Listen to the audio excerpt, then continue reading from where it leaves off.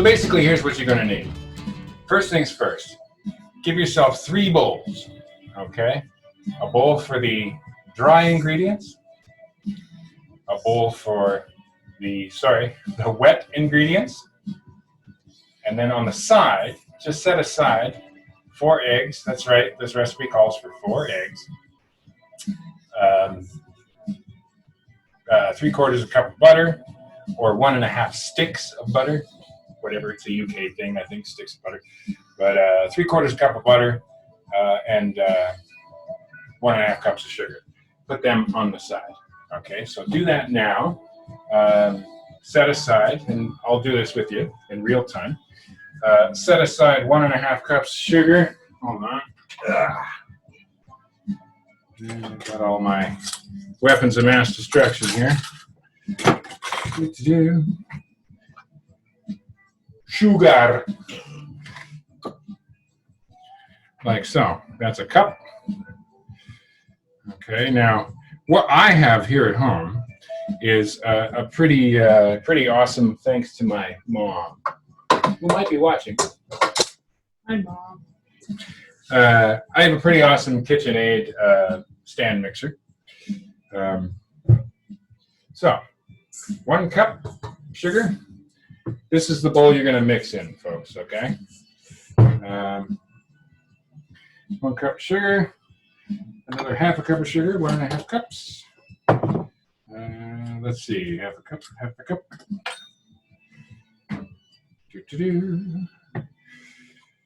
One would think we're out of sugar, but we're not.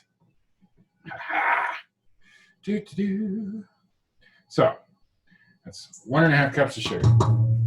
Now this is the bowl you're going to make the bulk of your cake mix in, okay? So, that's done. Now, also set aside 4 eggs. Now, they do have to be room temperature. Well, they basically have to be not cold. So, if you're just hearing this, seeing this, watching this now, and you weren't like me and you didn't set your ingredients aside ahead of time, because why would you? You take your 4 eggs and you just add a little bit of warm water for about 5 minutes. Not too warm, but maybe about 5, 6, 7 degrees warmer than the room temperature, and it'll just, take that chill off the eggs. They cooperate better when they're not like right out of the fridge. So, and with that, I'd also like to make a little bit of plug to the George Street Diner in Toronto. It's owned and operated by one of the nicest people you'll ever meet. Her name is Ash. Hi, Ash. Mwah. The George Street Diner is where we get our eggs. We purchase 30 farm fresh eggs direct from the George Street Diner in this time of self-quarantine. So find them on Facebook, the George Street Diner in Toronto, and if you live in Toronto, they'll even bring it to your door from a safe distance. You send them an e-transfer. They also sell, where did we put them? There they are. They also sell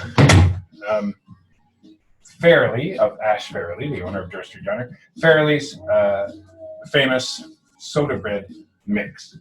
Rachel and I bought 4 of these. There's about 2 loaves of soda bread in each bag, and they will also deliver that. So, but a week and a half ago, 2 weeks ago, I guess, we ordered 4 of these. They come with a liter of buttered milk. There's substitutions that you can use as well in place of buttermilk if lactose isn't your thing, or if you're vegan. That's cool too. There's all kinds of substitutes. All the information is on the George Street Diner page on Facebook. So it's a great way to get your eggs, and they are farm fresh eggs. They're delicious. All right, back to the cake. So warm water with 4 eggs if you need to. Okay, I don't, but I just wanted to take some time, so you could. All right, so now you got your 1.5 cups of sugar separated from everything else. You've got your 4 eggs separated from everything else. Let me just refer. Right, and 3/4 cup of butter. Now, there's quite a bit of butter in this cake. Like I said, it's maybe not necessarily the healthiest cake in the world, but we don't really care, do we? not today. It's a long weekend of isolation, so let's live a little, shall we? 3/4 cup of butter. Now, this is where I wasn't really sure how to address this. For anybody that's actually baking along with me in real time, you have probably just now pulled your butter out of the fridge. Now, unfortunately, I don't really know how to warm it up in such a short period of time. But it does work better if it's softened, the butter. Now, mine is, in retrospect, what I should have done perhaps is left a note in the event page to say, take your butter out of the fridge. But I didn't. So you just might have to work at it a little bit more if the butter's not soft. But 3/4 cup of sugar. Now, I don't have 3/4 cup measured, but I got a 1/4 cup, so I'm just going to fill that 3 times because that's good math. Here we go. And you basically just pack your thing. I hope this butter can be very stubborn like my Irish mother. And I say that with all the love of my heart for my mom. But she's stubborn and she's Irish. And I probably have cousins that are watching and are going, yep, sounds like our gene pool. You know it. You know it. Most importantly, though, it's time for another drink. All right, kids. This takes a little bit of time, I guess. Or it seems to be taking a little bit of time. So talk amongst yourselves. I suddenly wish I knew a stupid joke. Wait a minute, I do. Okay. While I'm packing butter, I'll tell you a stupid joke. You ready? Don't blink, you'll miss it. Bono and the Edge walk into a bar. Bartender looks right at him and says, oh, God, not you two again.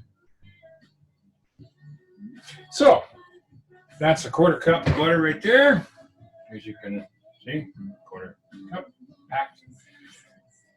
And we literally, bloop is the word we're looking for. Bloop. Just bloop that right on in there. 2 more of those to go. Just took a big Conan slice of butter here. Imagine if Conan baked.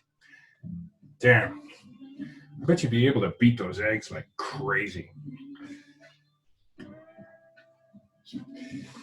All right. Chef Conan.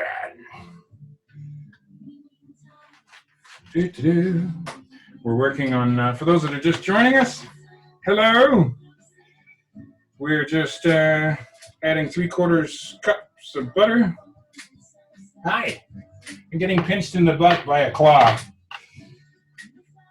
For those that didn't know, Rachel's really a robot.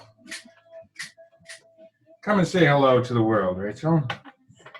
Hello, whole world. That's Rachel's hand. Okay. 2/4 cups out of 3/4 cups required of butter. And we got 1 more coming. Just so you can see what's going on. That's the bowl I'm going to mix in. Oh, man, that's bright. Yeah. There's butter and, hold on. A bit better. Anyways. There's 1.5 cups of sugar and 2/4 cups of butter. We need 3. I'm just going to fill this up one more time. I hope the music isn't too loud, folks. I don't even know if you can hear music in the background. As I said before, Rachel is in the next room moderating for me, checking out anything people have to say.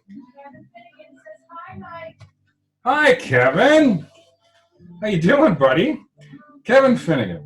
All right. Well, you know what? While we're doing this, because, just watching this is boring.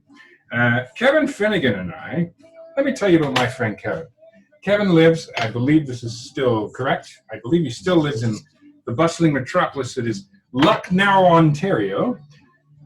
In a former life, or so it seems, because it was just so long ago, probably about, 8 years ago, 7, 8 years ago, I took my wood badge training, which is the training ever since the scouting movement began from Lord Baden-Powell. Took my wood badge training for Cub Leader with Kevin. And that was 2 very magical weekends that we spent at Blue Springs Scout Reserve in Guelph. So everyone say hi, Kevin. Hi, Kevin. Miss you, buddy. I miss you. We rewrote the song Let It Be that weekend and performed it for everybody with the words changed to reflect the roots of scouting and that sort of thing. Magical weekend. All right. So now, just to recap, what we've done is we put a 1.5 cups of sugar in the bowl that we're going to mix in and pour the batter essentially out of when the time comes. With this 1.5 cups of sugar, we put 3/4 cups of 3/4 of a cup of softened butter. And of course, we set aside 4 eggs. This cake requires 4 eggs. If they're not room temperature, put them in warm water for 5 minutes. For those of you that did a few minutes ago, they should pretty much be ready. Doesn't hurt them to just leave them there, like so. So now those are set aside. So now, what we have to do is we have to prepare our cake pan. Now here's the deal. This recipe calls for an 8-inch cake pan. 2 of them, as a matter of fact. So if you don't have 2, and I don't, I have an 8-inch, and I also have, and you might as well, you might also have a 10-inch cake pan. Either will do, to be honest with you. This cake is going to, rise. It's going to grow probably about 50% more in size than when you initially put it in there. If you want nice thin layers and you have 2 8-inch cake pans, pour half the batter into one, half the batter into the other, and put them both in the oven at the same time. Or a single 10-inch cake pan, or you can, as I say, you can do 1 8-inch, which is what I have done, and it rises. Essentially, if I want to make a multi-layered cake, I shear the top off when it's done, and we eat that, and I make a second one, and I put it right on top. My intentions with this cake are to, because I made one earlier, to be the bottom half. Aha! I'm actually going to put some fresh strawberries on it. I'm just going to shingle them all over the top, and then I'm going to take the cake that we're making together, and I'm going to put it right on top. And then I'm going to make a drizzle. Now, of course, as far as the topping goes, you have all the options in the world. You can use icing, you can buy some from the grocery store, do whatever you want. But I'm going to make a really, really simple drizzle. It's a nice alternative. And it basically requires just 1 cup of icing sugar, 1/4 cup of milk, and any kind of extract you want. Now, this is a lemon cake, and I actually have just enough lemon extract left over to do it, but I'm going to use pineapple extract because life is short, so why not have some fun? Kevin misses you too. Yeah, right on. Okay, so you got all that stuff. Here's the other stuff that you're going to need, okay? Sorry for all the talking, but I just want to make sure that you guys are ready. So, for the dry ingredients, here's what we're going to need. You're going to need 3 cups of flour. Okay, you're going to need 1/2 teaspoon of salt. You're going to need 1.5 teaspoons of baking powder, 1/2 teaspoon of baking soda. If it helps, you can hit print screen now instead of writing down a recipe if this is something that you want to do later. 2 lemons. We're using fresh lemons. We're going to use it on the fine side of the cheese grater, like so. Now, for those of you that don't know what this means, that's cool. Lemon zest. Basically, we're taking the skin of the lemon, once you wash them, of course, and the lemon skin itself will go right into a nice, finely grated lemon zest. Ah, so good. The other things you'll need are, reading backwards like the weatherman in like 1984, 1 cup of milk. Now, milk, the word milk is pretty big. You can use whatever you want. You can use oat milk. If it's a vegan recipe, you can use almond milk. You can use any kind of milk whatsoever. 1 cup of milk, 1/4 cup of lemon juice. Now, the lemon juice, you don't necessarily have to go running out to go buy lemon juice because we're using real lemons for this. So once the skin has been taken off, we'll just cut the lemon in half. I have the good fortune to have one of these, a juicer. I just put it over the bowl. It drains right out, leaves all the pulp and the seeds behind. If you have one, this is your best friend. If not, just take a fork and stab the lemon after you cut it in half and just give it a good squeeze, and you really should have no problems if the lemons are, not stale, to get lemon juice out of them. Other stuff you'll need: 1/4 cup of vegetable oil. Now, honestly, any oil will do. The oil is just to add a little bit of consistency to the batter, make it spongy, make it nice.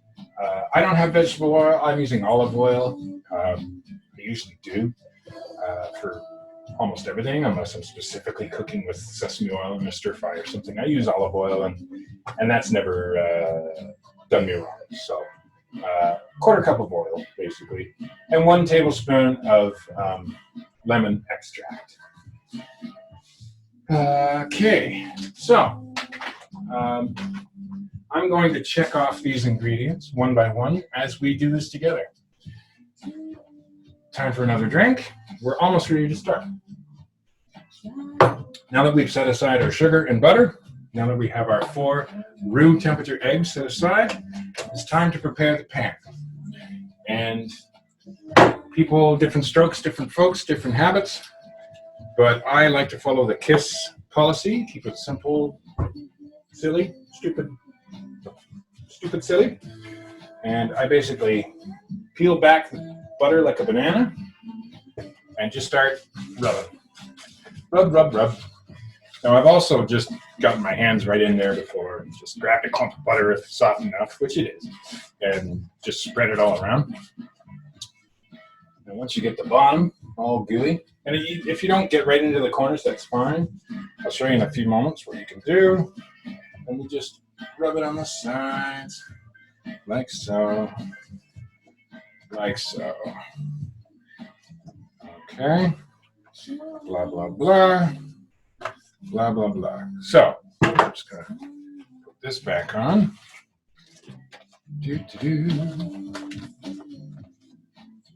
Like so. Just fold it over. Now we no longer need the butter, so I'm going to put that back in the fridge. Now, it's time to get your hands dirty. So, you got most of the areas covered here. Crystal Bray wants you to butter your bottom. Crystal Bray wants me to butter my bottom. And now slick it back over your hair. And slick it back over my hair. I can't say, I don't think it's that kind of show. But give me your thoughts and ideas for a future broadcast. All right. You see what I'm doing, right? I'm making sure every square millimeter is covered. And now you got a gookie hand. So take a minute. Or don't. I'm not the boss of you. Little grease cutting there.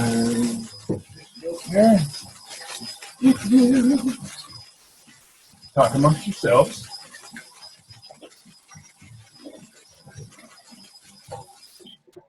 All right. I don't know if you guys can hear the music going on in this kitchen right now, but it's pretty rad, man. It's kind of my jam, Crystal Bray is disappointed that it's not a porn show. He says he'll tune in after dark. Let them make cake. You know what I mean? All right. Pan. Buttered. Now, you grab your flour, and I promise this isn't coffee. This is where I keep my flour. Don't judge me. Oh, we need a spoon. Okay. I'm being harassed with a robotic arm. I do this. All right? You think you got problems? Look at this. Look at this. Not cool, man. All right. Here's what we do. We ignore robot arms, and we take a big spoonful of cocaine. I mean, flour. Oh, no. And we go like this. Bah! Piece of cake. Here you go.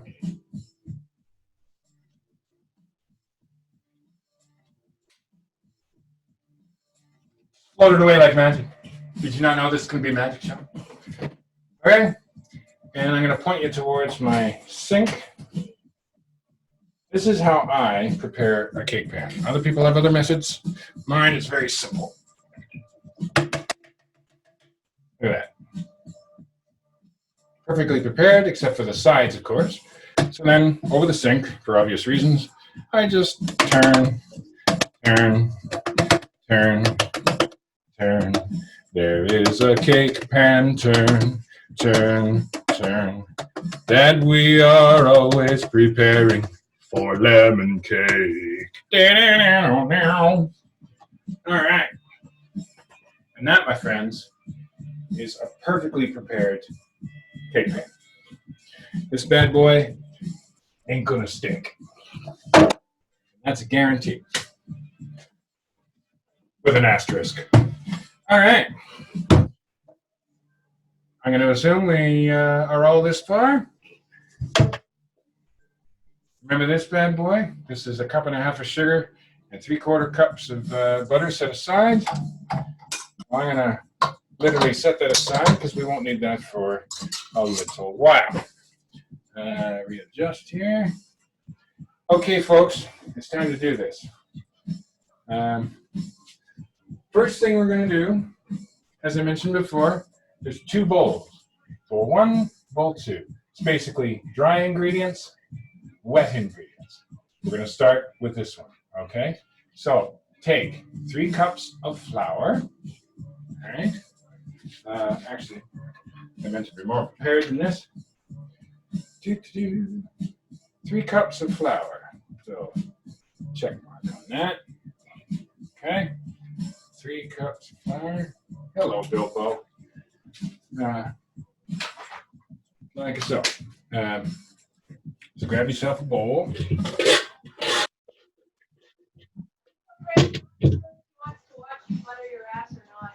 Oh. Chris O'Bray's not sure if he wants to watch me butter my butt. I have to say I'm not at all upset by any of this information. Butter my butt, won't be able to, touch anything for a while, and that sucks. All right, 3 cups of flour. So here we go. I'm just spooning. This is 1 cup. I'm holding in my right hand, a 1 cup measuring cup. Okay. Now, 1 cup. We need 3 of these. Oof. Remember, boof is the word. If it ain't boofable, I don't want it. All right. Boofy doof.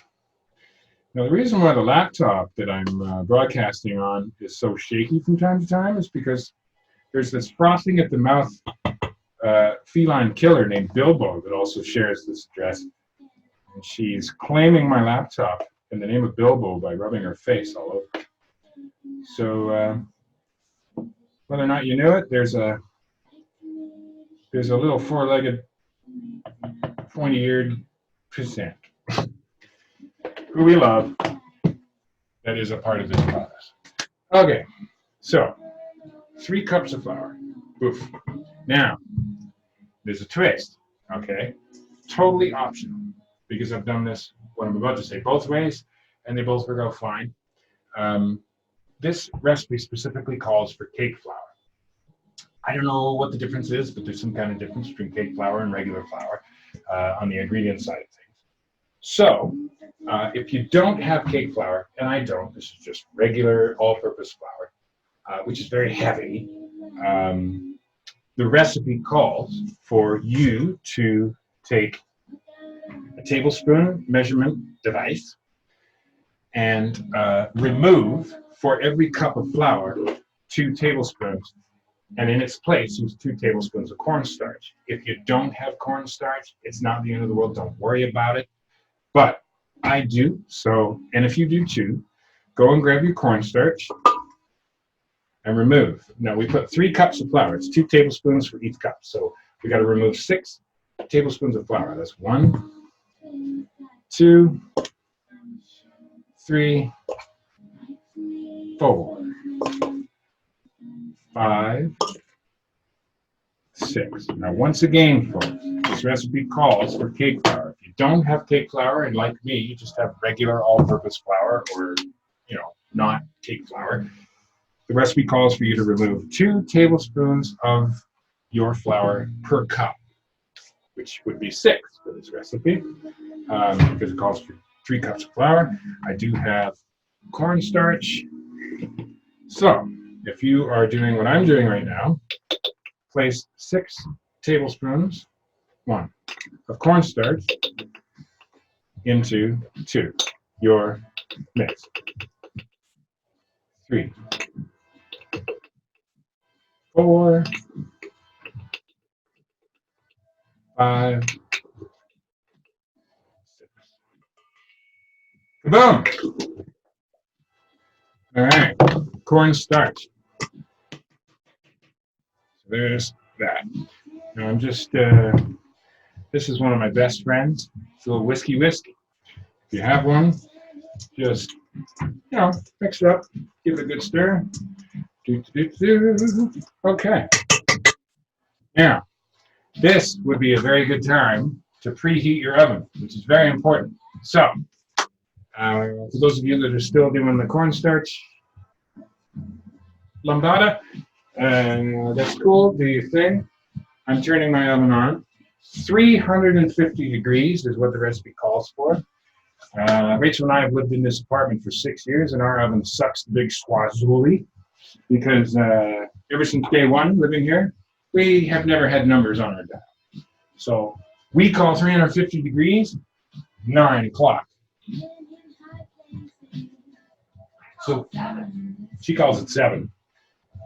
I call it 9. We help each other tell the time.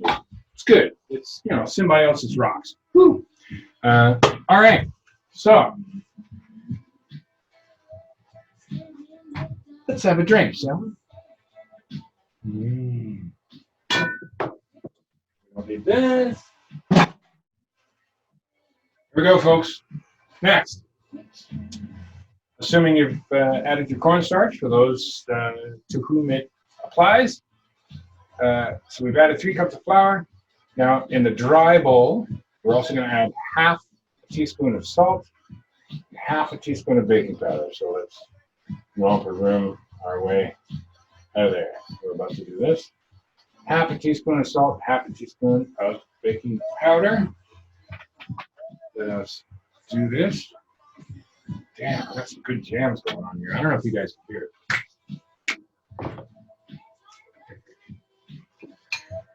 All right, half a teaspoon of salt.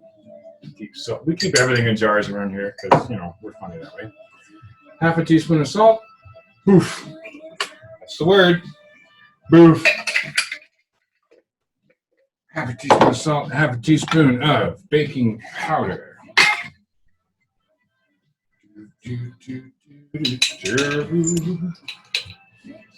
Kaboom. All right. Next. Moving right along. We're going to check all this out. Kevin Finnegan says it's 1.5 baking powder. Oh, man. You know what?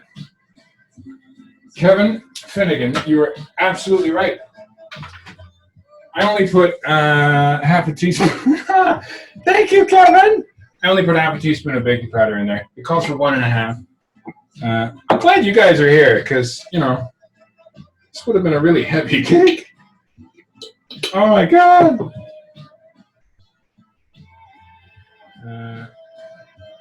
Right. 1.5 teaspoons. There you go. 1.5 teaspoons of baking powder. Half a teaspoon. What is this? Thank you, Kevin. Glad somebody's listening, watching. Frankly, I don't know what the hell I'm doing. This is all an experiment. This whole thing is one big experiment. We're all in this together, you know? We're all doing this. And I figured I'm going to make a cake to really scratch that sweet, sweet itch that I've got going on. Need something super sweet, something you can really sink your teeth into for the long weekend. Sit at home, have a few drinks. Why not go online? Because I realized, and I've talked to a few people, things you never knew but were too afraid to sort of ask about, sort of lies in the realm of what we're doing today. Not everybody knows how to make a cake. They like cake. And I'm no master. I made my first cake from scratch just shy of 2 years ago. I believe it was for Rachel's birthday.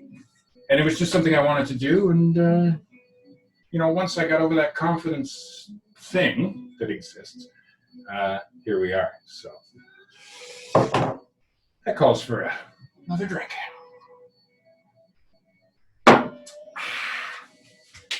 All right. Now, we're still hanging out with the dry ingredients. And even though this isn't very dry, it goes in the dry ingredients bowl. Number one is the zest of 2 lemons. Okay? So let's, for people that are just jumping in now, so they can see where we're at. So that is bowl number 1 conquered. Okay? So let's do our lemon zest. You basically grab 2 lemons. Now, as I said before, earlier today, I already made this cake because I wanted a 2-layer cake, and I also wanted to show you, to have one done so that I could show you how I like to deal with it. I don't know if you can see it's a little bright in here, but do you notice the difference between the 2 lemons? One's a little bit more yellow than the other. That's because I used this one and another one in the cake I made earlier today. I do, however...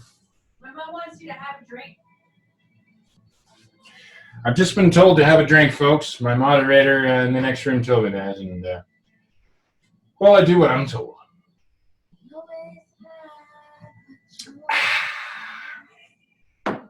Happy long weekend, by the way. I really do hope this broadcast finds you safe and well at home. Alex Grab says you forgot baking soda. Alex, who? Grab? Oh. No, I put baking soda in there. I move pretty quick. What can I say? It's lemon time. The easy way to do this is to grab this familiar looking thing, which has 4 sides. I mean, mine does. Some people just have a single plate. Some people have, if you have something like this, that'll work too, It's a lot of elbow grease, though. I find the easiest thing in the world to use is a 4-sided, which I just broke today. I had this beautiful little handle and boom, came popping off of my arms because, life works out that way sometimes. Alex is Kevin's girlfriend. He says he did not check it off the list. Oh, look at that. You're absolutely right. Okay. Sorry, folks. Give me a second. Just for the hell of it. Because now you got me all thinking, Alex. You know, I've added baking soda. So now I may have added too much. But that's okay. So we're going to grab this side and a lemon. And you need to see what I'm doing. So let's come on over here. That's pretty bright, but that's fine. And away we go. Now it really doesn't take much. As you can see, these are very effective. So you're just going to shave your onion skin. Oh man, that looks good. Give it a kick, like so. And you don't want to get past that white rind on it, okay? You just want the skin. I mean, oh man, this kitchen smells amazing already. I made one earlier today for the bottom layer so that I could have it ready and show you guys a few things after the fact. so that we don't have to wait for this cake we're making now to cool. And the whole kitchen, just because there's lemon extract and lemon juice and lemon zest and peel, and I was just like, wow, take that, lemon pledge. I've just been told to have another drink, folks, and I do what I'm told.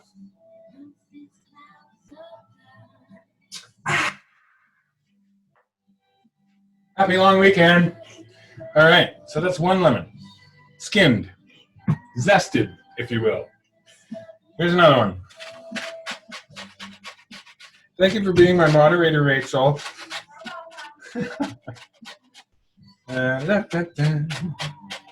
And we're just going to shave that bad boy in here. Now, I had to position a couple of lights in a certain place in the kitchen. As I say, this is a first for me. But, and I'm pretty sure that the area that my bowl is sitting in right now is a little bit saturated with light, so it's hard for you to see. But the contrast between the yellow lemon peel and the white flour is really interesting. And I don't know if you can see that. But that's essentially what you're looking for, folks, is that's lemon zest. That's, oh, and it smells so good. But then again, I'm a lemon fiend. So there you go. True story. Okay, so we got the lemon zest. And thank you, Alex, for telling me, for watching so closely. So we're just going to go ahead and check that bad boy out.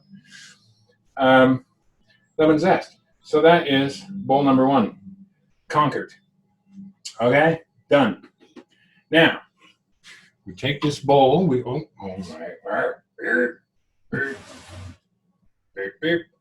go. We take this bowl, set it aside. Forget it even exists, okay? Now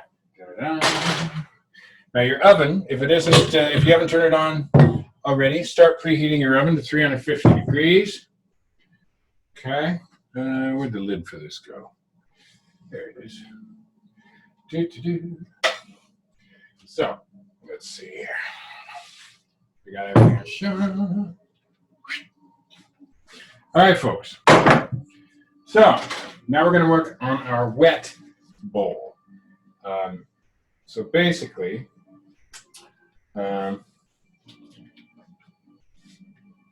going to start with a cup of milk. But here's the thing. Before you go pouring a cup of milk into the bowl, actually, you know what? Never mind. Never mind. Brain fart. So let's take a cup of milk.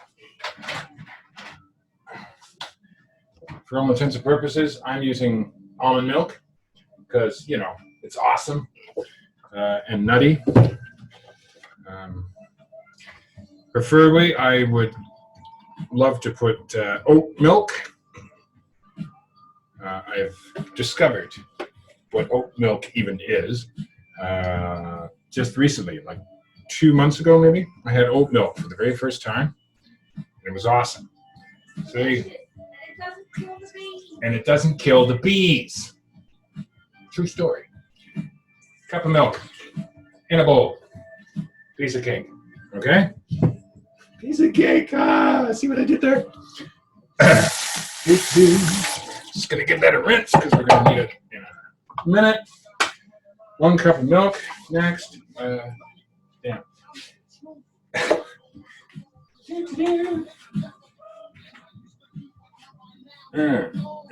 1 cup of milk. 1/4 cup of lemon juice. Now here's the thing. Since we're using real lemons, okay, let's use real lemon juice. You know those plastic lemons that you buy? I mean, I buy them all the time. The ones, I think they're called Real Lemon. They got real lime too. They're good and all, but we have actual lemons. And the beauty about this recipe is that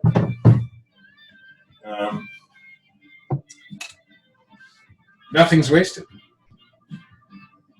when it comes to using your lemons, and you get the true thing going on. Now again, I've got one of these, okay, and I'll be able to extract every drop of juice out of it with one of these. If you don't have one, just pretend you're in a Friday the 13th movie and give that a good stab as much as you can over the bowl, and just squeeze the hell out of it.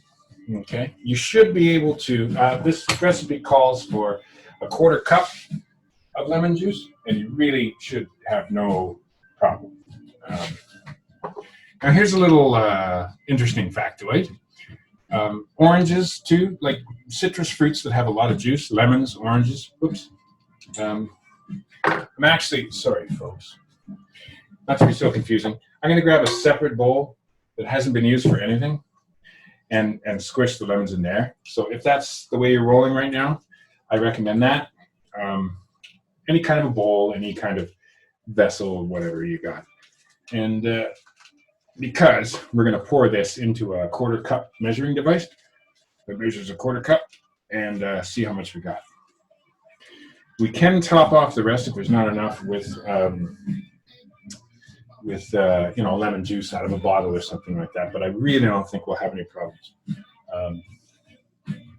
Oh, you can't really see that. That's completely hollow. There's like hardly anything left of that lemon, which is amazing. It's kind of it's my wheelhouse. I like to use everything when I'm doing stuff. All right, this is the other half of the lemon. I just cut in half, like so.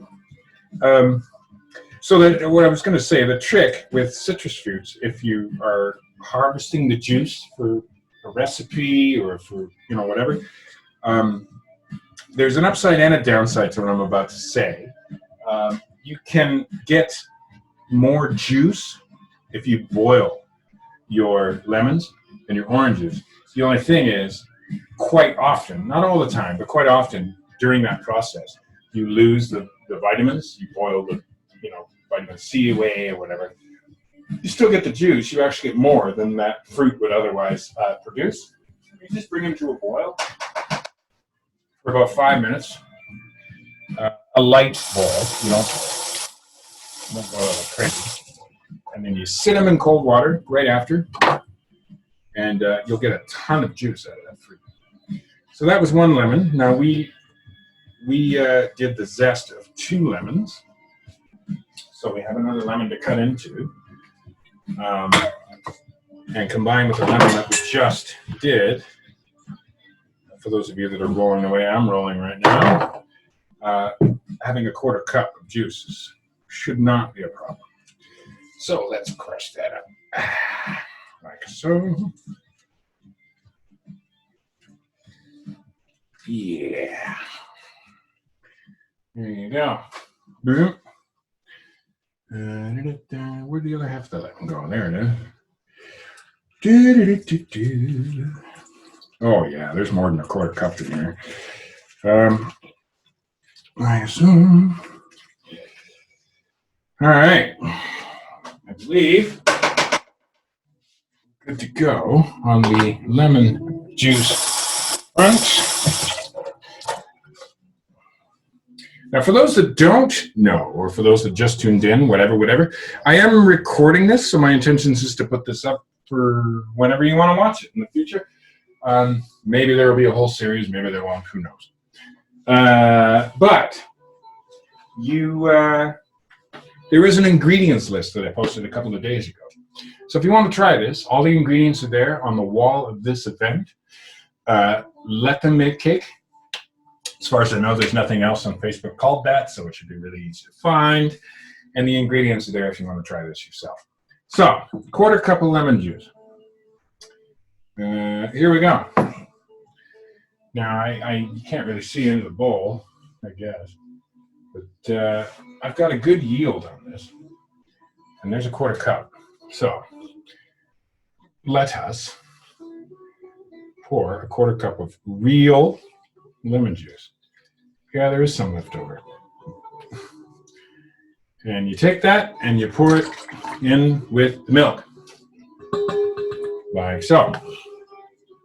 Okay, and there is some left over. I might make some lemonade out of that later on. Aha! Okay.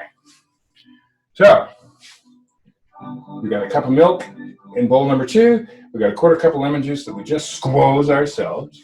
All right. Use that honey liquor that we've got. What's this? What? Make Oh yeah, we got JD honey. That'll mix well with lemon juice. Quarter cup of vegetable oil. Now, as I said before, if you don't have vegetable oil, sunflower oil, corn oil, um, I suppose you could use peanut oil, right? As long as it's not too strong. Any kind of oil really will do. Some people would disagree with me, but honestly, in the past, I've used olive oil because we use, olive oil is our staple. There it is. Any kind of oil. It calls for vegetable oil, but I'm going to use olive oil because, I like to live dangerously like that. So, without further ado, quarter cup of vegetable oil.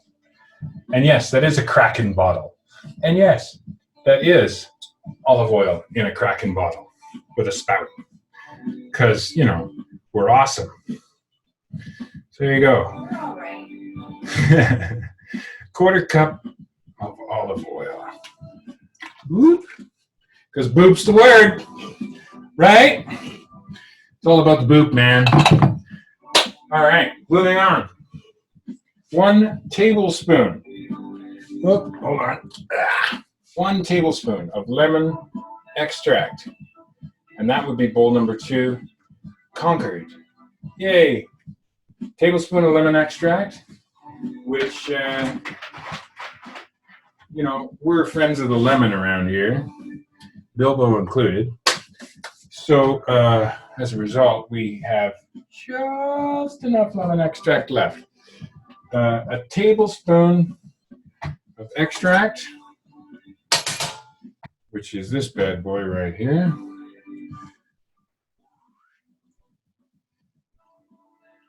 Wow, look at that. Exactly enough. I just drained this bottle of lemon extract. So there you go. Perfect. Okay. And the oven is preheating. So here's the deal, yo. And I was wondering how I was going to do this earlier. First of all, let's take a drink.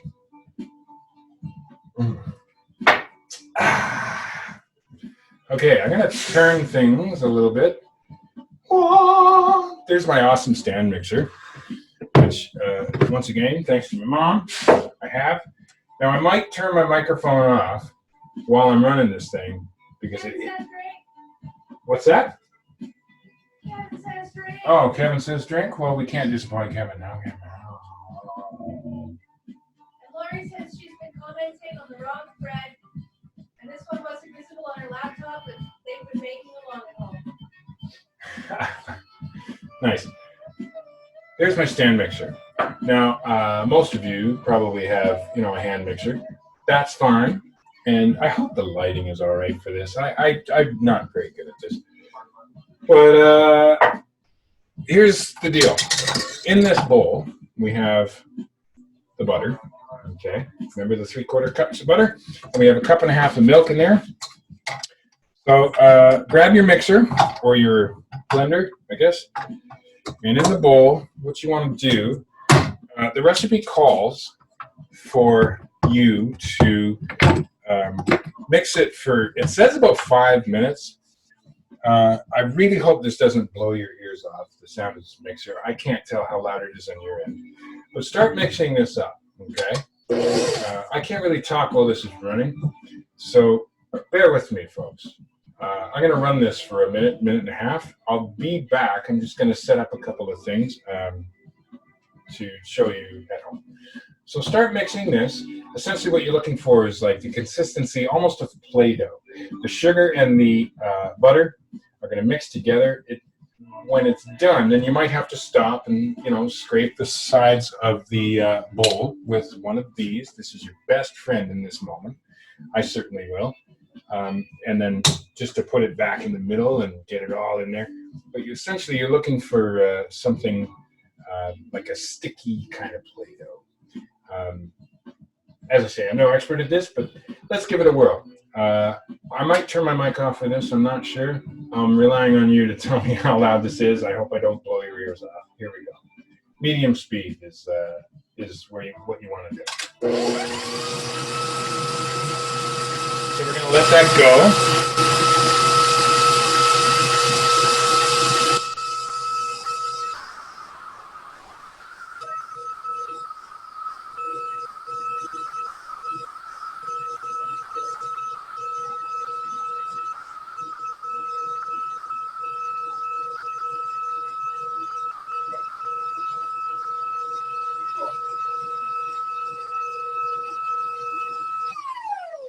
Okay, now we're stopping, just so,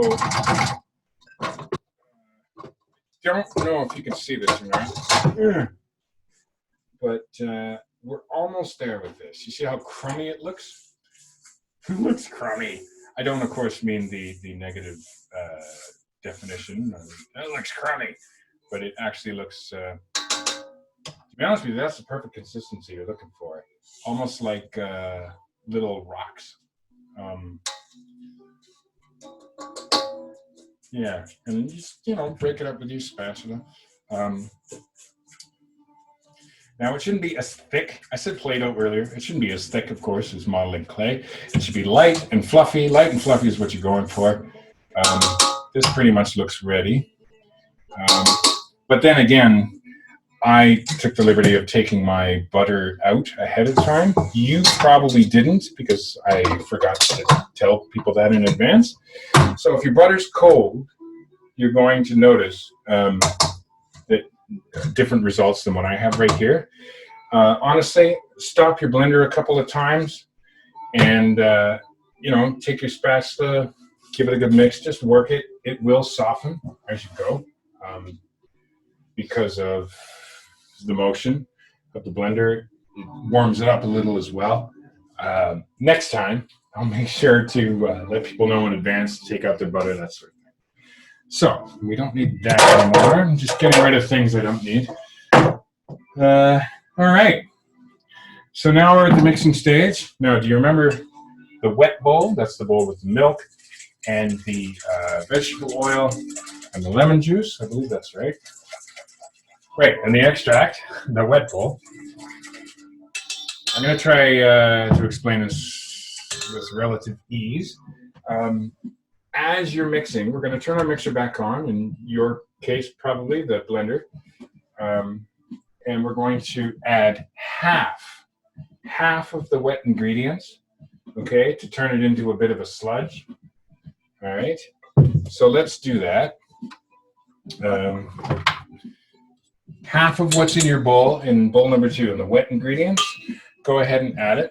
You're basically going to make some mud.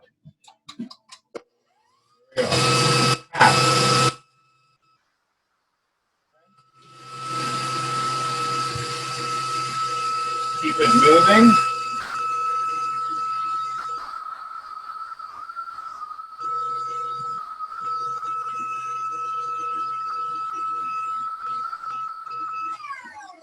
Okay.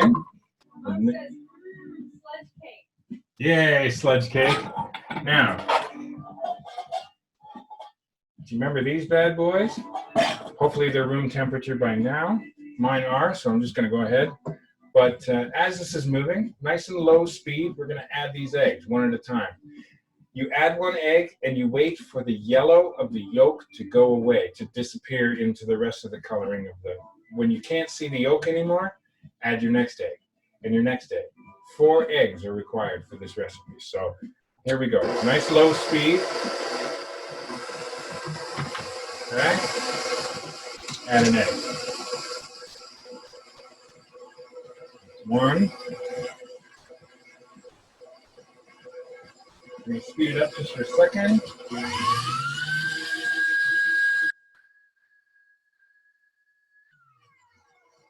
Back to low speed, add another egg. Like so. Speed it up a little bit.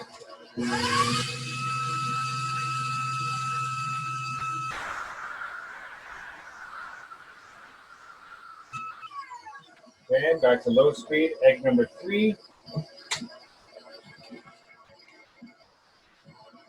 So, speed it up.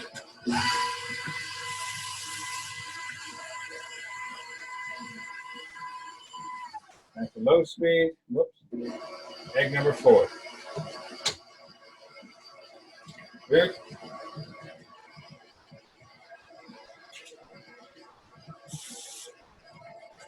And speed it up. Just for a few seconds.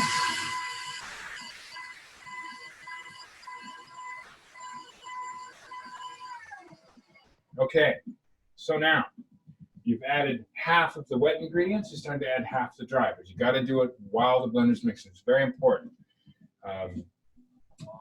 So I'm going to turn that on medium speed, and you probably won't be able to hear me, so I'm going to say this now. We'll just whisk this, all the lemon zest, flour, baking soda, baking powder, all that stuff.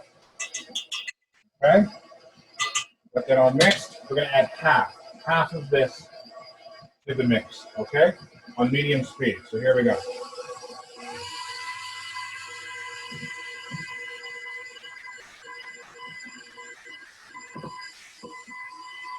That looks like half.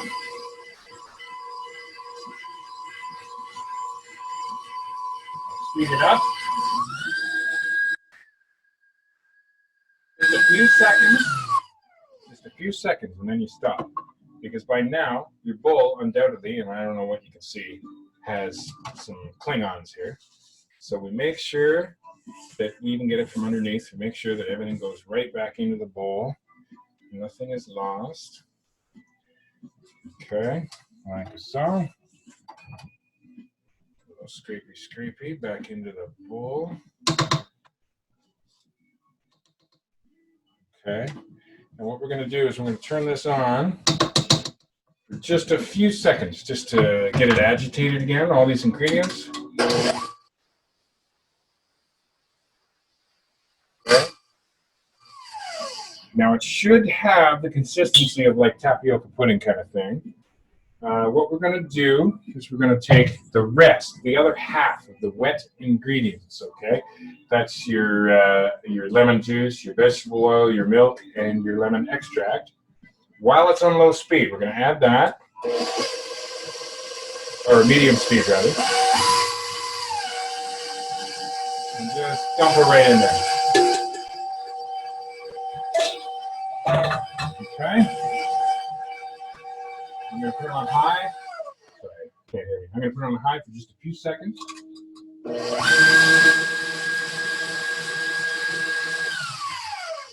Shut that off. Mom loves the precision. She says, "Oh, Mikey." And I love you too, Mom. And this is the second half of the dry ingredients, which of course is the flour, the cornstarch for those that did that, the salt, the baking powder, baking soda, and most importantly, the lemon zest. So we're going to add that while it's moving on low speed. Keep it moving. Always keep it moving if you can.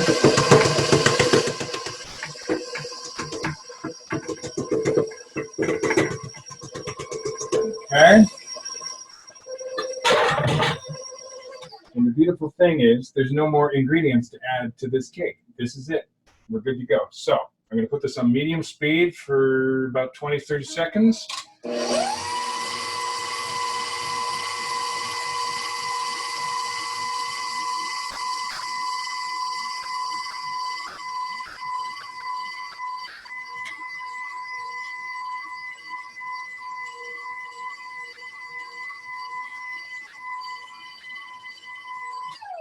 Okay. And I'm just going to scrape the sides of the bowl. You should too. One more time if that's what's going on in your life. And away we go. All right, here we go. Just going to give that. Now, if you mix it too much, it's going to get thick like bread dough, and you don't want that because it'll make for one hell of a heavy cake. But just to get all the sides and everything I've just scraped back in there, we're going to turn this on for just a few more seconds. But for all intents and purposes, this is pretty much ready to pour into the pan. So here we go.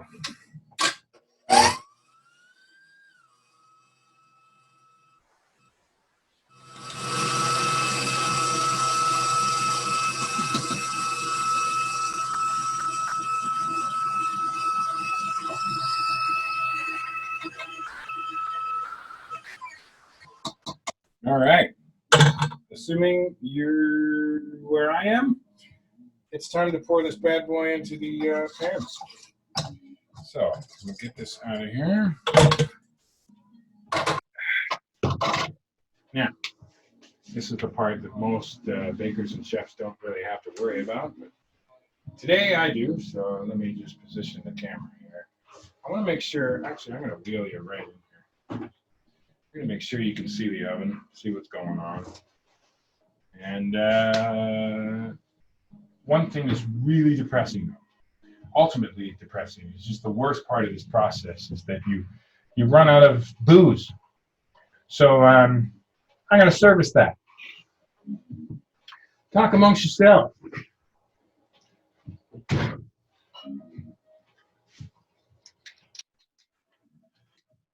Yeah.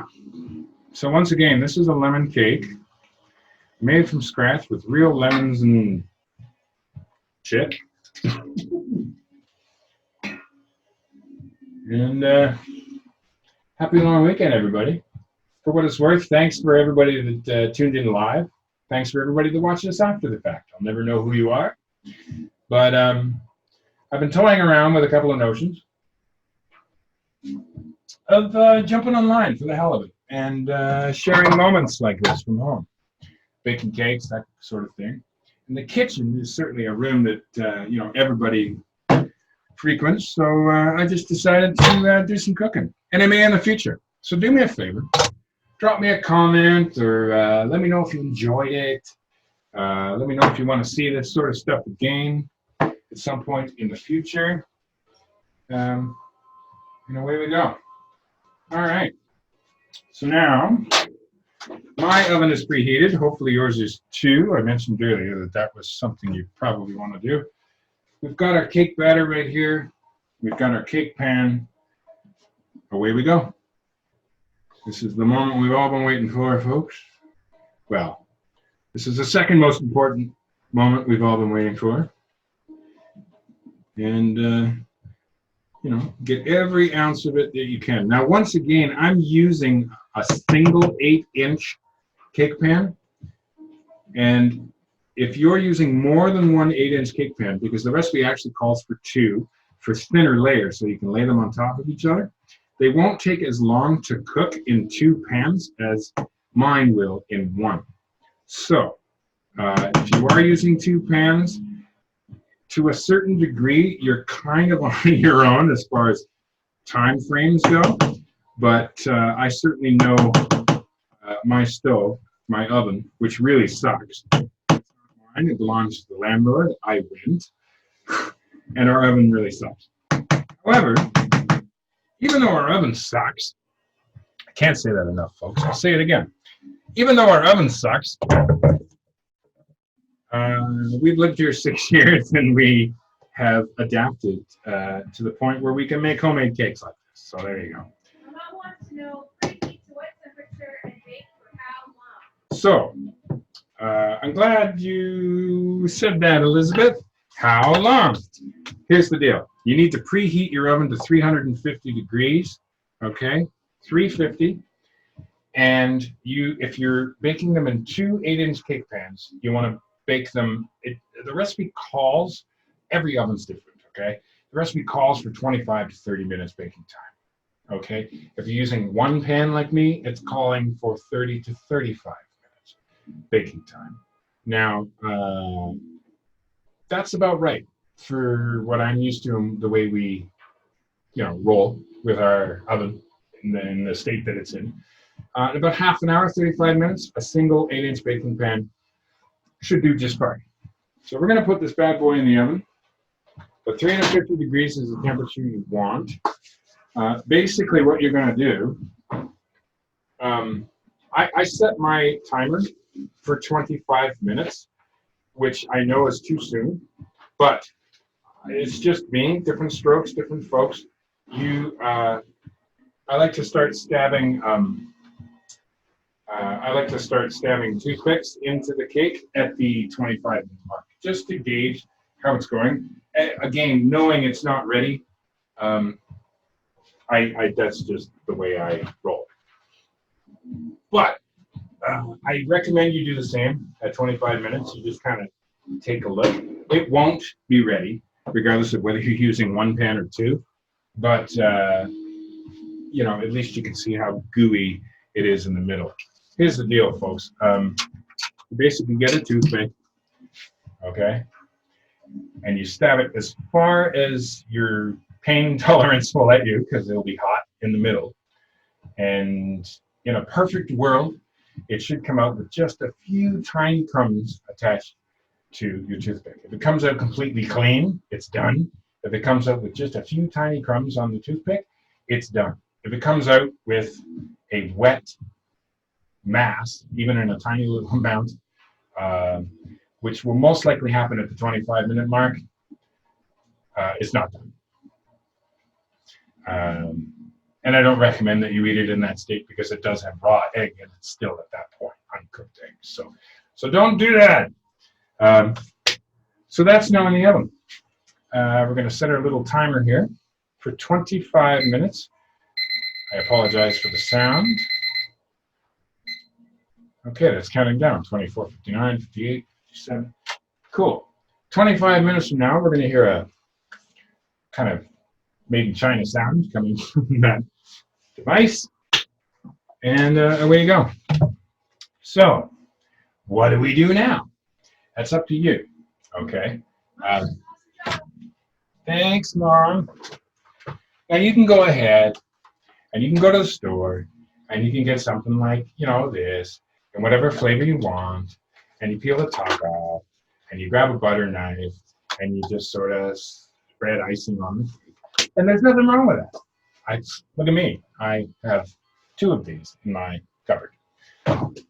However, for today's purposes, I instead am going to, oh yes, there's the rest of our lemon juice. Look at that. We're going to pour that into a cup for now, because I'm going to do something with that later. Give it a little rinse. What we're going to do, what I'm going to do, and you're welcome to do it with me if you have the ingredients. I didn't post this in advance of the page because I, forgot. I apologize. But I'm going to do a glaze. Now, if you have icing sugar and if you have milk at home, then you're good to go. Here's the deal, folks. We've been making a lemon cake today with real lemons. 3 lemon ingredients: lemon extract, pure lemon extract, which is basically, it's pure lemon, lemon zest, and lemon juice, squeezed from the lemon that we zested, for lack of a better word. So real lemon. What goes good with lemon? Well, let's be honest, it's quarantine, and you can only deal with the ingredients that you actually have. I happened to pick up previously some pineapple extract because I'm out of lemon extract. Now I have peppermint extract, which I don't know if that goes well with lemon. I don't want to try. I know this will. So let's take a drink. Turn the music up a little bit.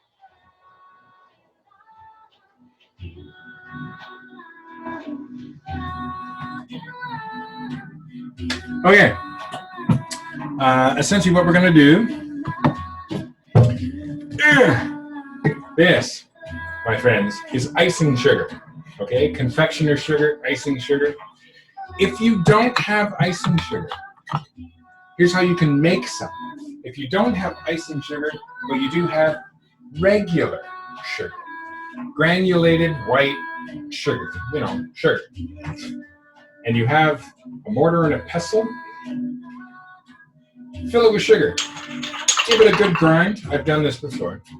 And do it to the point where it turns into a dust, because essentially that's what icing sugar is. So you can make your own confectioner's sugar. It's a little bit of a workout. It takes about 20 minutes to make 2 cups. But there you go. So to make the glaze, where are we here? This. Turn it down a bit. You need a cup of icing sugar. Okay. Now I'm going to use 2 cups because I made this exact cake earlier today so that it would be ready and not, you know, scalding hot by the time we're done. I'm making a 2-tiered cake. So I'm going to use 2 cups. But if you're just doing the one, that's fine. Cup of icing sugar. Okay? Now, if you're just doing the one, that's fine. Pay no attention to me. I'm going to add a 2nd cup. So I'm basically doubling the recipe by using 2 cups of icing sugar. See what I'm doing here. Okay, so there's 2 cups of icing sugar in there. All right. This is a brand new bottle of pineapple extract. So open it up. And now again, for those that didn't hear before or just tuning in, I ran out of lemon extract, and they only have peppermint extract and pineapple extract. So what goes better with lemons? Oh yeah, that's strong stuff. This is like pure pineapple. Okay, I got it from one of the Asian markets in Parkdale, where I live. I love Parkdale just for that reason. The shopping is so diversified along Queen Street. Sometimes I don't have to go to No Frills for weeks at a time because they have, you know, everything that I need and more. Stuff like this. Pure pineapple. I actually have put a little bit on my bottom lip in the past, and it's so concentrated that it's bitter. So this is real pineapple, folks. Pineapple extract, and it was less than $3 for this bottle, and a little goes a long way. So, where did that piece of paper go? A teaspoon of pineapple extract. 1 teaspoon of any extract you want to use. Vanilla works too, of course, and it doesn't need to be the real stuff. So there's 1. I'm going to use 2 because, as I say, I'm doubling up on this recipe. And this is new to me. I've never actually used pineapple extract cake before, but I think it'll be friggin' lovely. And it also calls for a 1/4 cup of milk. Now, because I'm doubling it up, I'm going to use 1/2 cup. But 1/4 cup of milk is all you need. So let's do that. Almond milk, why the hell not? Well, that's all we have, but why the hell not? So 1/4 cup of milk. Now, you can use your blender. I'm not going to use my huge stand mixer for this because that's kind of overkill. I'm going to do it with just a simple whisk. You can too. And you whisk away. Now it's going to take a little while for this to set, is the thing. There's a fair amount of sugar in this. There's 2 cups. Well, in yours, maybe 1 cup. I doubled up this recipe, but there's 2 cups of icing sugar in here. So, the icing sugar is going to make it harden. So you have to keep a little bit of an eye on it. Usually about an hour after this is made, it's ready to, it's hard enough that it'll still kind of pour, and your cake will have cooled down by then. The thing is, if you add this glaze onto a cake, like just a few minutes after it comes out of the oven, the glaze is going to melt, and everything you're making in this bowl is going to end up on the plate around the cake. It's just going to ooze right off because the cake is warm, which is the reason why I made this exact cake earlier on today, so they could show you. So that said, that's all you really need to do. Just mix it up. It's basically ready. You're waiting for it to set. If the surface of it gets a little bit hard, like the first frost of winter and the lake isn't frozen, but it looks like it is, just break through that surface and give it one of these, and you're good to go. And then you just pour it right over top of your cake. It is an alternative to icing that you buy, it says Betty Crocker on it or whatever. And I prefer it, actually. I prefer this method right here. Now, that said, I'm going to show you this cake that is baking right now. There's 16 minutes left on my timer. And it says Jim says hi. Jim Nickel? I guess so. Hi, Jim. So here's the cake. And if it looks burnt on the top, it's because it is. And why is that? Because my oven sucks. Time for a drink. However, the inside is just fine. So what we're going to do is we're going to grab, and this is what I recommend you do too if you're going to make a multi-tiered cake, because it will round out on the top. There's just nothing you can do about that. So grab the longest knife you have, like a bread knife. This is just to show you some perspective. Okay.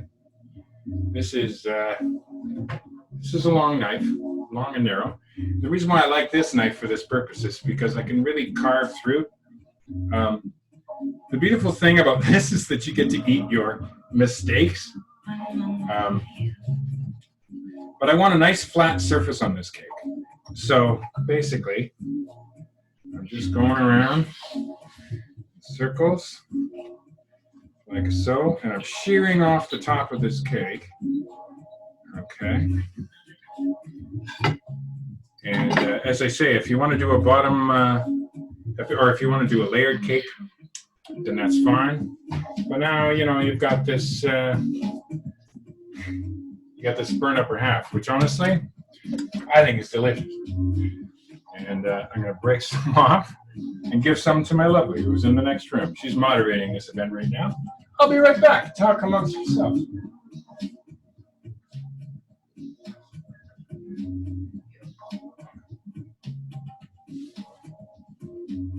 All right. Oh my God. Okay. Yeah. I've decided you need to see me eat this because it's freaking tasty. This was the burnt top of this cake, but there's so much lemon in it. It's so good, you guys. Oh my God. You know what? I don't care what you're up to. I'm going to enjoy this moment. Watch me if you want to. This is called Sunday of a Long Weekend. Lori says she's going to make lemon buttercream frosting except for salt or butter. Yeah. Okay.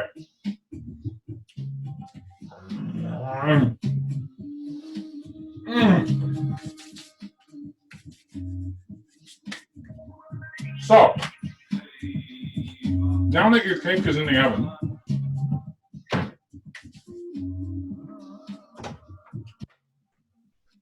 I'm going to give you another little handy tip. I'm totally talking with my mouth full, I don't care. We all know what that is. They're delicious. It's a strawberry, obviously. Here's something you may not have known. I went out for the second time in the last 2 months, Thursday of last week, or a week ago last Thursday, rather. Wow, time flies. To get supplies and everything else. And I bought enough stuff to, be here for a few weeks. One of the things I bought was strawberries, which a lot of people think they need to eat right away. And for all intents and purposes, you really do before they go bad. However, when you buy berries, blackberries, blueberries, strawberries, it doesn't matter. Half a cup of vinegar, any vinegar, white vinegar, apple cider vinegar, malt vinegar, whatever kind of vinegar you have, rice vinegar. Half a cup of vinegar in a bowl, about the same size as the bowl that we've been using, with a cup and a half of water, or basically enough water for all the strawberries and a pint of strawberries to sink, to be covered in a bowl. 10 minutes. It's called a vinegar wash. You just sort of agitate the strawberries. They will last literally weeks. These strawberries are almost 2 weeks old. and it was like I picked them yesterday. No word of a lie. And put them in an airtight container in your fridge. We put strawberries in things we drink, in wine. We quarter them. And, you know, if I didn't do that vinegar wash, strawberries would last, what, 3-4 days in your fridge?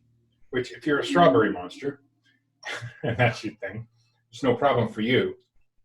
But it's literally the most natural way to make strawberries last literally weeks. Essentially what the vinegar does is it coats the berry, and it prevents any bacteria, anything like that from growing on it for an extended period of time, and it actually enhances the flavor. I just give them a rinse when they're done, 10 minutes, vinegar wash. Your berries will last weeks. You're welcome. All right, so here's what I'm gonna do with this cake. This is the cake I made earlier, okay? We're gonna take some of these strawberries, because we are awesome like that. And, oh yeah, look at that bad boy. We're basically, I'm going to layer this thing with strawberries. So, oh, well, no, maybe not that one. Yeah. Just nice, I cut them right in my hand. Nice thin layers of strawberry. You see how thick that is?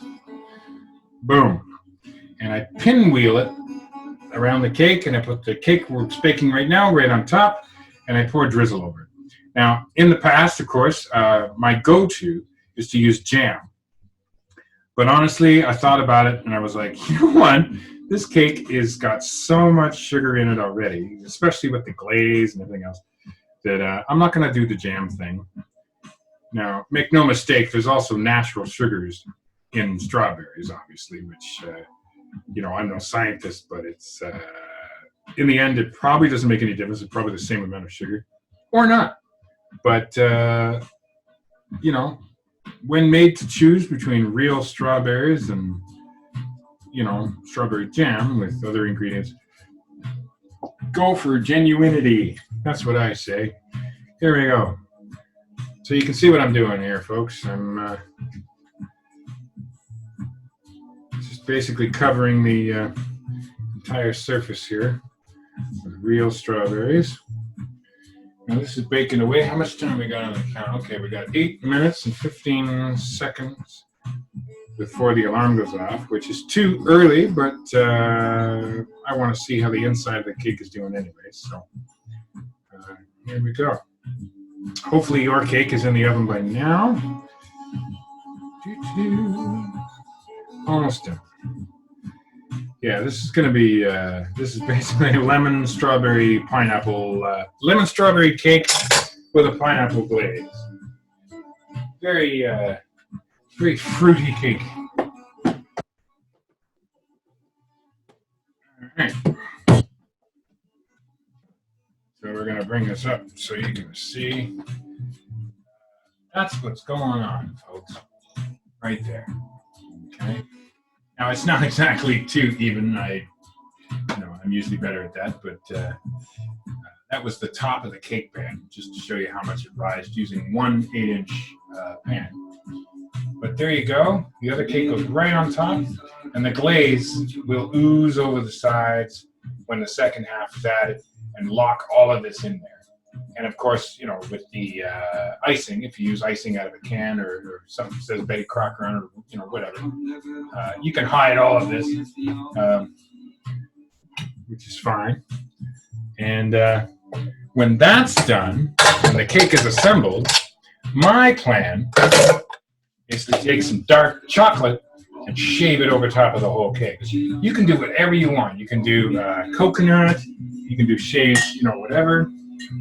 This is actually already starting to set. I'm just going to give that a bit of a mix. And you might want to do that too if you're doing a glaze. Just give it a stir every 5-10 minutes. And that's it. Now, we probably, in reality, we've got about another 15 minutes before our cake is done. In about 7 minutes, I'm going to stab a toothpick into it and see how it's doing. But first, let's take a drink. Yeah. There it is. All right. So, it's at this time that I would like to make a few plugs, if I may. Of course, it's quarantine. We're all in this together. We're all doing this. So thank you for those who stopped by, even if for just a few minutes, to check it out.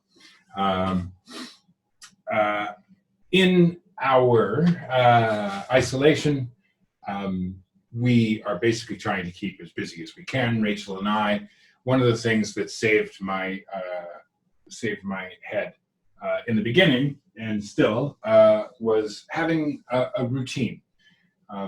So if you go on YouTube one day and you just sort of feel like putting on a playlist that you might enjoy, if Creedence Clearwater Revival and the Bare Naked Ladies and the Who and Bryan Adams and that sort of thing is your thing, then I recommend that you check out the Self-Quarantine Song a Day playlist that I started. It was a little project that I took on day 3 of self-isolation, which was so long ago now. I'd also like to plug Snake Oil Tuesdays. What's Snake Oil Tuesdays, you ask? Well, a long time ago, about 10 or 11 years ago, I went to Second City Theater, and I studied the fine art of improv comedy for about 1.5 years, 2 years.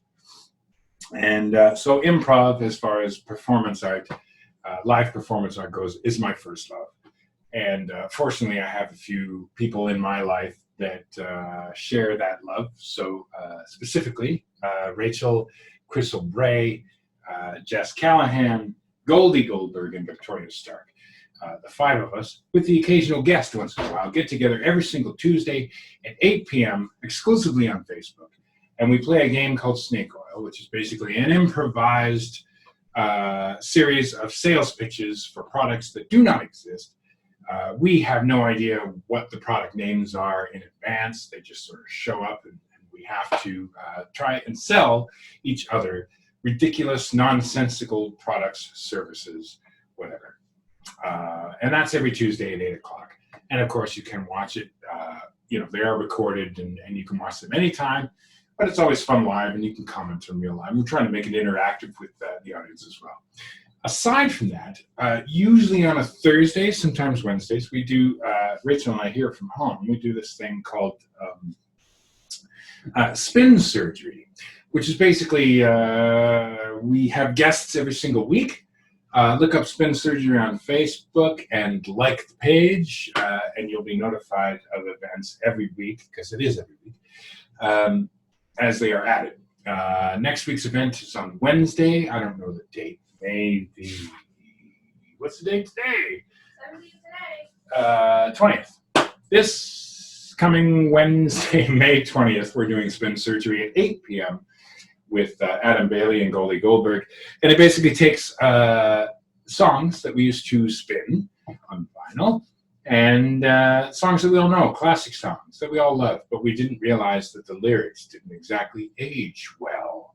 We tried it 2 weeks ago with Jolene from Dolly Parton, and we had a deep, philosophical, very important discussion, improvised discussion on Jolene.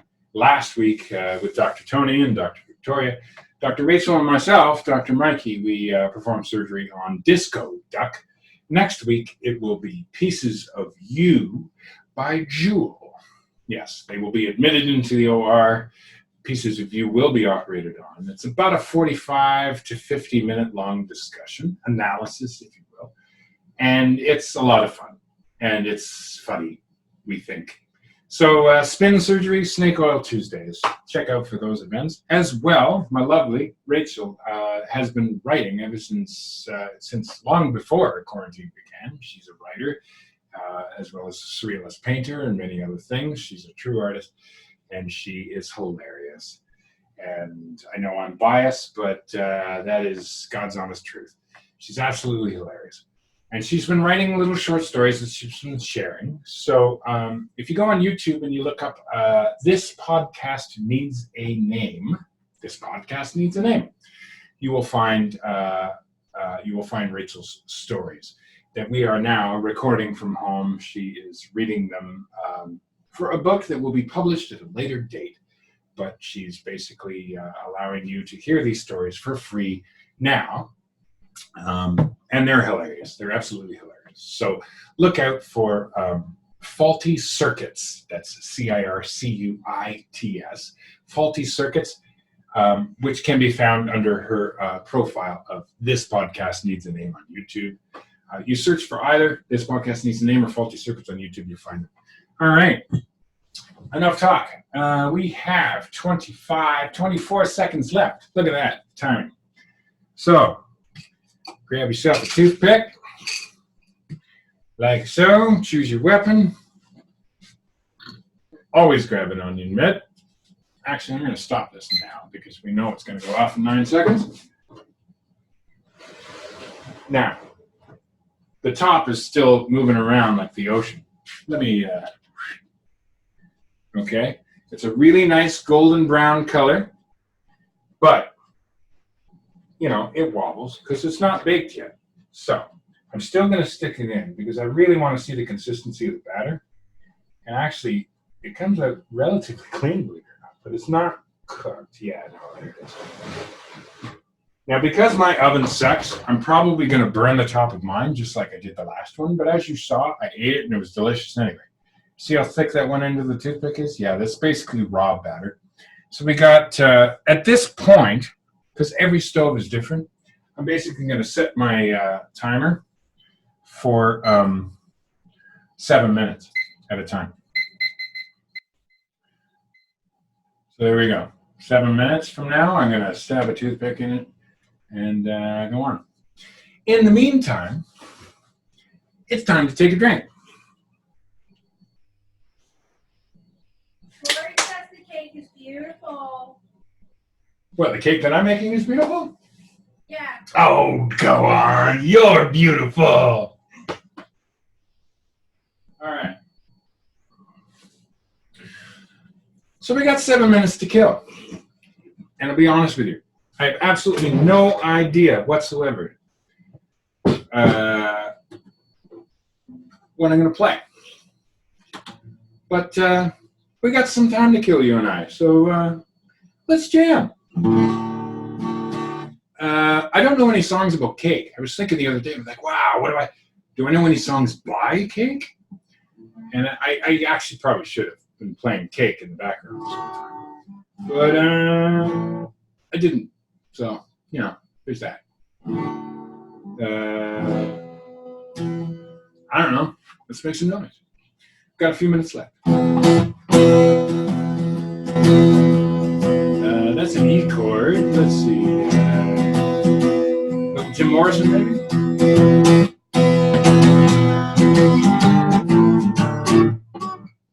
Let's try that again.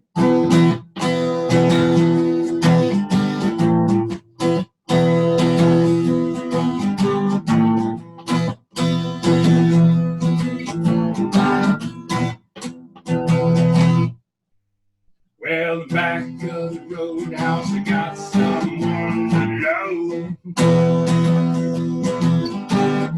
Back of the roadhouse, I got someone to know. That's for the people who like to go down slow. Let it roll, baby, roll. Let it roll, baby, roll. Let it roll, baby, roll. Let it roll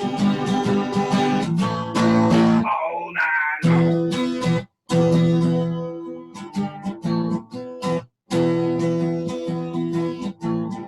Bake that cake. Bake that cake. It's made of lemons.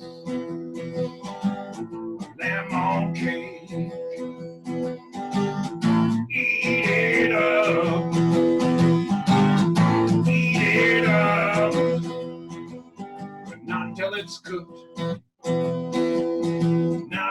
night.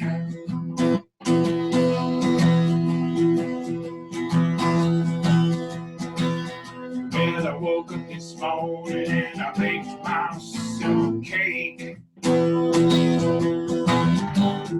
Woke up this morning and I baked myself a cake. Gonna eat it all, make no mistake. Let's bake a lemon cake. Let's bake a lemon cake. Let's make a cake with lots of lemons. Let's bake. Let's bake now.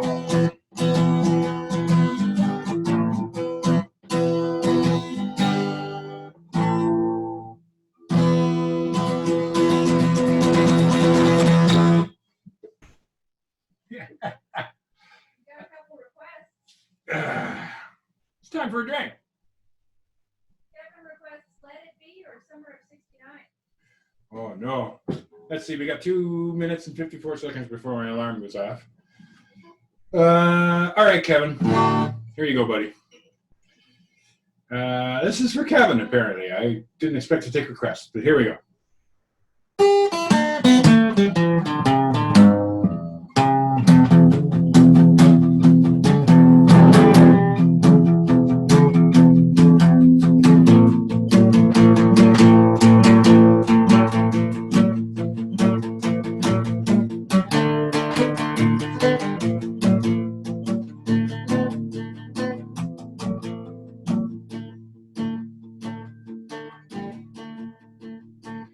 When I bought my first 6-string, I only bought my 5 and 9. Waited till my fingers bled. Was the summer of '69. Me and some guys from school had a band and we tried real hard. Judy quit, Jody got married. Should've known, never get far. When I look back now, the summer's gonna last forever. Oh, when I held your hand, I knew that it was never or never. Those were the best days of my life. Waiting for our lemon cake. Oh yeah. Oh. And now the times are changing. Look at everything that's come and gone. Sometimes when I play that old 6-string, think about you, wonder what went wrong. Almost time to bring out our cake, and we're gonna eat it with our mouths. And we know we're gonna like it, 'cause life is just that perfect. We're gonna bake a lemon cake. Oh yeah, we're gonna bake a lemon cake. Oh yeah. Oh man, we were doing time. We were young and restless, needed to unwind. I guess nothing can last forever, forever. I know. And now the times are changing. Think about you, wonder what went wrong. Sometimes when I play that old 6-string, think about the alarm that's gone. Saved by the Bell? Perhaps. Hold on. All right. Let's check this out.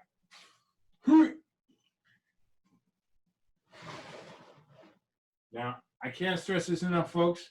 My oven sucks. Always has, always will.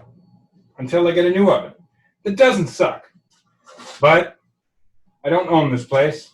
I rent. So, that's not bad. Yeah, there's still some raw cake in there, folks. Your oven probably doesn't suck. So your cake might be ready. But me, I got about another 10 minutes to go.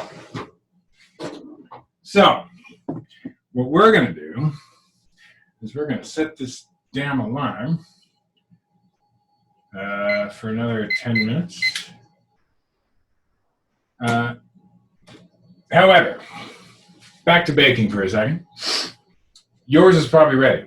For those of you that didn't hear or just logged in or whatever, stick your toothpick in the middle as deep as it'll go. In a perfect world, it comes out clean, or it comes out with just a few tiny little crumbs attached. Mine came out clean because it's, for the most part, cooked in the center. I could still do a little bit more, but I also put it in on a bit of an angle on the side because, again, my oven sucks. You might have to do the same. Stab it in more than one place. Check for consistency. But if your oven doesn't suck like mine does, your cake might be ready. Lori's is ready. Oh, Lori's is ready? Good for you, Lori. And she likes your song. Nice. So does Kevin.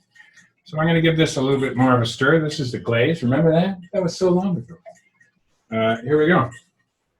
So, folks, what can I say? There's a lot of things to say. I miss you all so very much.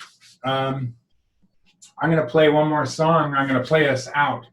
And then I'm going to leave our little fun little thing here.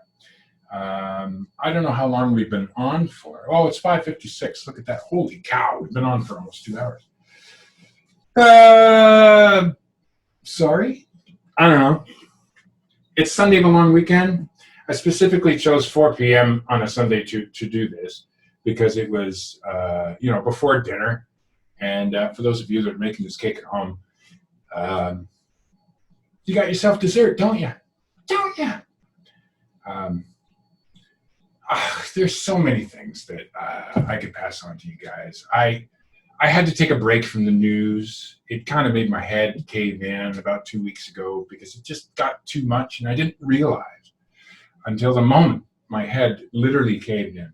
It was not necessarily because of this, but the day after President, who, south of us, talked about, injecting things into your veins. And unless you've been living in a cave, you know exactly what I'm talking about. And I just sort of heard that and compounded with behaving over these last 2 months in a way that we're simply not programmed to behave as human beings, as a specific species. Compounded with all of that stuff that we're just sort of making up as we go along, all of us, I felt really stressed. So I took a bit of a break from doing the Quarantine Song a Day project and obviously got busy with other things, with Snake Oil Tuesdays and spin surgery and that sort of thing. I'll be back to doing a song a day, but I've enjoyed the time off, to be honest with you, to do other things. Front to back, it takes about 4 or 5 hours of my time a day to learn a new song, film it, edit it, put it on YouTube, and then cross promote it. It's a lot of work. It takes half a day. So I've enjoyed spending energy on a few other things. But I'll be back to the Song a Day thing. So once again, feel free to look that up. The Self-Quarantine Song a Day project, Michael Giel, Giel. It'll take you right to it. And if you're at home making masks or sewing something, or you're trying, to make a new curry dish you've never made before, or if you're baking a cake, or you're doing some kind of a monotonous task, washing the car, whatever, throw it on and see what happens. See if you like it. I'm sure you will. I hope you will. And give me some feedback for those that see it, even if it's weeks after the initial air date. I may jump online sometime and spend the afternoon with you again and try and bake some things. I just want to plug one more time the fact that the George Street Diner in Toronto, who is lovely, and its staff, and the owner, Ash, we love you so much. Consider purchasing Fairlie's famous Irish soda bread. And if you don't know what soda bread is, you don't know what you're missing. True story. It's so easy to make. It literally takes minutes. And she, the George Street Diner sells this along with farm fresh eggs, coffee, fair trade coffee, I might add, and a whole bunch of other stuff. So one day, all of this will be over. And I don't think we'll be back to normal, but I think we will be enhanced for whatever is to come. And I think a lot of people are going to come out of this more patient, more tolerant of each other. I do believe this.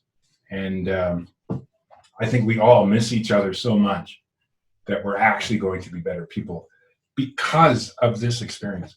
I really do. And when you do come out of this, and when businesses are open and everything else, and you're in the Toronto area, go visit the George Street Diner. They're lovely. And please help support them. Okay. I'm going to play one more song, and then I think I'm going to end this off. Your cake, enjoy it.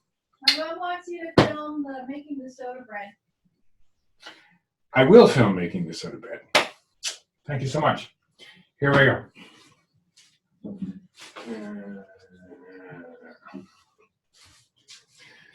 All right, folks. I'm going to play us out. Even though I have no idea what to play. You know what? Yeah. Here's a little forgotten tune from the Bridge Over Troubled Water album, Simon and Garfunkel. The album came out when I was a kid, and quite frankly, it's been one of my bigger influences. So we're going to do a little bit of a cross tune with between Simon and Garfunkel and the Everly Brothers. I call this Bye Bye Baby Driver. Let's get funky.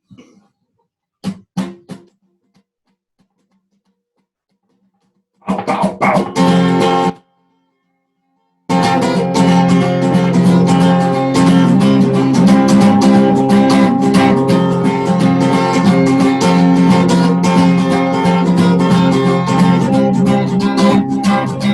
My mama was a family basement, and my dad was an engineer. And I was born one dark day morning, the music coming in my ears, it's in my ears. They call me baby driver, and once upon a pair of wheels hit the road, and I'm gone for long. What's my number? Wonder how you end up zooming out, bow, bow, so down the road. What's my number? Wonder how you're in the street. Sha-la-lay, you sha-la-lay, you sha-la-lay, sha-la-lay. My mama was big promotion, my dad was in the Naval Reserve. When I was young, well, I carried a gun, but I never got my chance to serve. I did not serve. They called me baby driver, and once upon a pair of wheels in the road, and I'm gone for long. What's my number? Wonder how you end up zooming out, pow, pow, so down the road. What's my number? Wonder how you end up Sha-la-lay. Do the house, do the pop, do the see what I'm doing.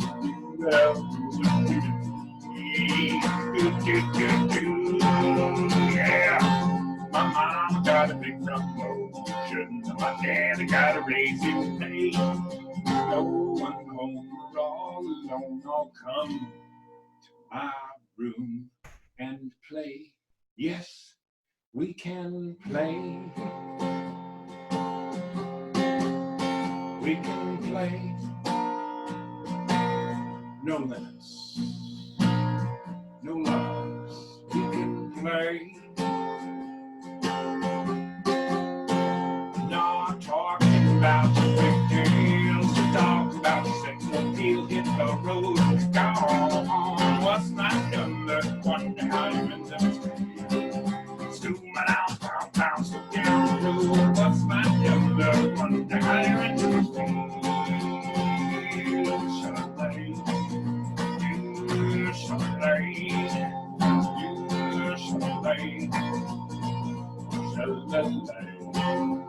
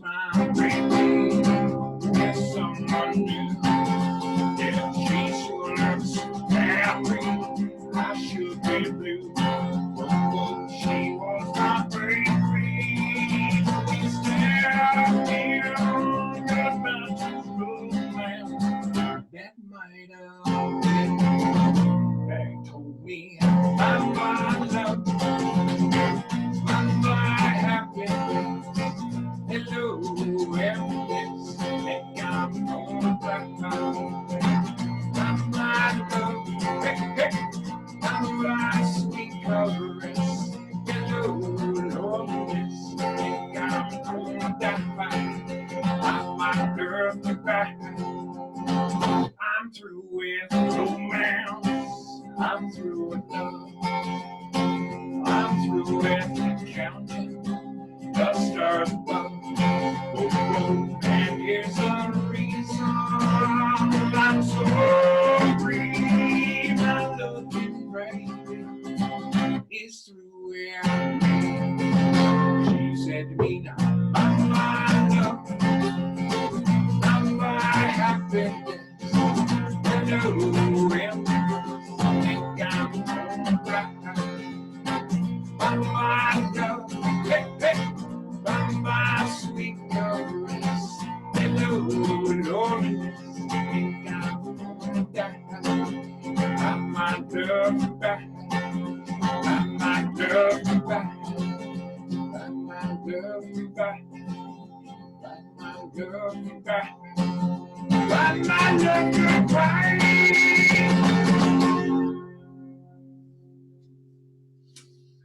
Mwah. Thank you for coming. Thank you for baking with me. I will take a picture and post it later. Thank you so much, you guys. I miss you. And the next time I see you, I'm going to hug you like I'm getting paid overtime for it. Stay safe, stay healthy, stay at home, and eat cake.